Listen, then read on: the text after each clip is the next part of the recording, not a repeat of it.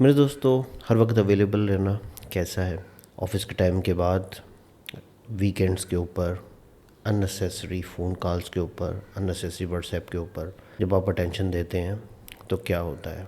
आज की वीडियो के अंदर हम डिस्कस करते हैं। सैनिका का एक कॉल है, to be everywhere be nowhere. अब ये सैनिका कौन थे और उन्होंने ये बात क्यों कही और इसका क्या मतलब है, और आज की ज़िंदगी के अंदर, डिजिटल लाइफ के अंदर और 21st सेंचुरी के अंदर हम इसको अपनी ज़िंदगी के अंदर कैसे इम्प्लीमेंट कर सकते हैं।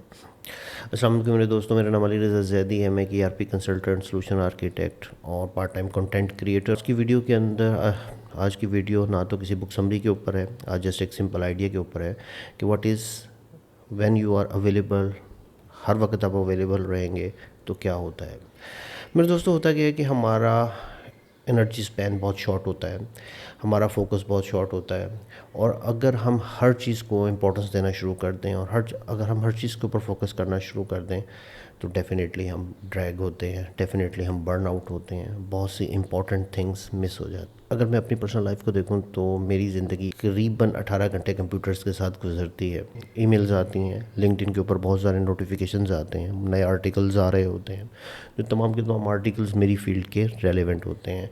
अगर मैं फॉरम के ऊपर जाऊँ, अपनी फील्ड के रेलेवेंट फॉर्म पे जाऊँ, तो वहाँ पर बहुत सारे आंसर्स बहुत सारी चीज़ें मौजूद होते हैं।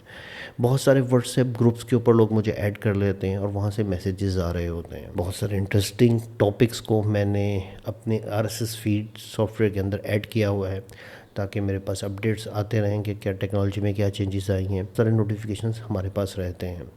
बहुत सारी अननेसेसरी कॉल्स आती हैं जो ऐसे नंबरों से होती हैं जिनसे आपका कभी भी कोई राब्ता नहीं होता या अननोन नंबर्स होते हैं, और इन तमाम कॉलों का अगर आप जवाब देने बैठ जाएं, फॉर एग्जांपल बैंक की कॉल लोन्स के बारे में आएंगी, प्रमोशंस की कॉल्स आएंगी, व्हाट्सएप की मैसेजेस कॉल्स आएंगी, तो होगा क्या कि आप बहुत सारी इंपॉर्टेंट चीज़ों को अगर आपने 7 habits of highly effective people पढ़ी है तो उसके अंदर सेकंड चैप्टर के अंदर वो यही कहता है कि आपके पास प्रायोरिटीज़ होनी। और priorities divided into 2 groups, important और अर्जेंट। अब आपको ये डिफ़ाइन करना है कि क्या चीज़ इंपॉर्टेंट है, क्या चीज़ अर्जेंट है। अगर मैं अपनी प्रोफेशनल लाइफ के मुतालिक बात करूँ तो होता क्या है कि हम किसी टास्क के ऊपर काम कर रहे होते हैं और अचानक ही कोई हमारा मैनेजर आता है या सीनियर आता है या कोई क्लाइंट जिसके साथ आप काम कर रहे होते हैं, वो आपको कोई नया टास्क असाइन कर देता है और कहता है कि इसको फ़ौरन कर दो, ये इम्पॉर्टेंट है या अर्जेंट है, ये हमें बहुत जल्दी करना है। तो आपको ये देखना है कि कौन सा काम इंपॉर्टेंट है और कौन सा काम अर्जेंट है। फॉर एग्जांपल, कल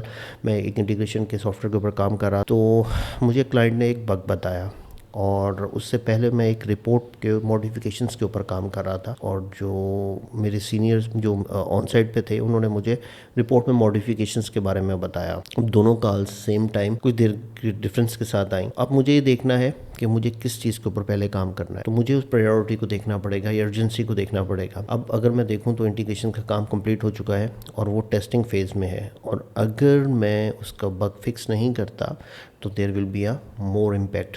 आपके रिपोर्ट की मॉडिफिकेशंस अभी गो लाइव नहीं हुई, अभी जो है वो रिव्यू फेज़ में है, तो उसका काम को थोड़ा डिले किया जा सकता है। काम दोनों इंपॉर्टेंट है।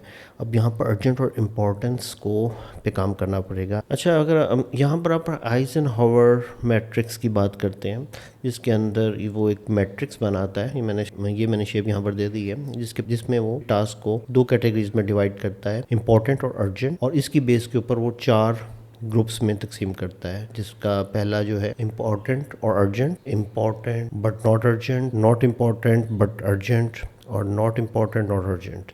तो आपको क्या करना है कि आपके पास एक इस किस्म की हायरार्की होनी चाहिए। आपको ये देखना है कि कौन सी चीज़ अर्जेंट है और कौन सी चीज़ इंपॉर्टेंट है। अगर कोई चीज़ अर्जेंट और इम्पॉर्टेंट है तो उसको फर्स्ट प्रायोरिटी पे करना है, और जो चीज़ आपके पास इम्पॉर्टेंट है बट अर्जेंट नहीं है, इम्पॉर्टेंट नहीं है बट अर्जेंट है, इम्पॉर्टेंट और अर्जेंट दोनों ही नहीं है, उसको आपने बिल्कुल नहीं करना या किसी को डेलीगेट कर देना। सबसे इम्पॉर्टेंट थिंग जो सैनिका ने भी की कि अगर आप हर चीज़ के लिए अवेलेबल होंगे तो आप कहीं पर भी नहीं होंगे। तो हमेशा याद रखिए कि इम्पॉर्टेंट लोगों को ही जवाब दीजिए, इम्पॉर्टेंट लोगों के मैसेजेस ही को देखिए, अनइम्पॉर्टेंट ग्रुप्स के मैसेजेस को इग्नोर कीजिए, नोटिफिकेशन को इग्नोर कीजिए, और सिर्फ उन्हीं चीज़ों के ऊपर फोकस कीजिए जो इम्पॉर्टेंट है। तो यहाँ पर की पॉइंट क्या आता है?